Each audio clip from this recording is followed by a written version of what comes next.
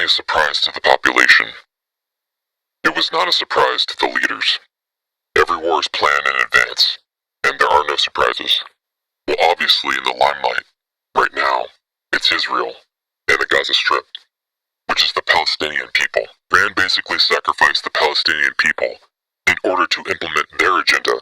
Obviously, if Iran would give Hezbollah the green light to start this war instead of Hamas, Israel would be in a much worse place right now, and the damage would be much more severe. Iran and Saudi Arabia are very bad enemies. The Iranians hate the Saudis more than they hate the Jews. The plan was to create a train track to bring all kinds of merchandise throughout the Middle East into Europe, and Israel was a major intersection for all those countries. We're talking about the American Empire, the Russian Empire. China is standing behind everything else on the other side because don't forget that China is receiving their oil from Iran. This is why they are protecting Iran this whole time. You're basically implying that Iran and Russia colluded together to start this war in order to make sure that this pipeline doesn't happen through the peace treaty that's trying to be coming to fruition between Israel and Saudi Arabia. If America is supposedly on the side of wanting the peace treaty to occur and basically taking that power and control away from Russia and Iran, why did America give Iran $6 billion? Very good question.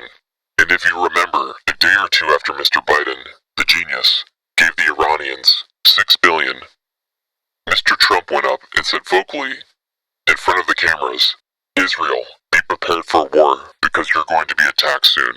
And that's exactly what happened about a month or 2 months later. So again, if what you're saying is that America would benefit from the peace treaty occurring between Israel and Saudi Arabia, and therefore taking control away from Iran and Russia, why is America giving $6 billion to Iran? Because they are trying to be politically correct, and they're still trying to implement their agenda from 75 years ago of divide and conquer. Why would they give Hamas $75 million a week before the war, and $100 million a week after the war? The Iranians are very smart.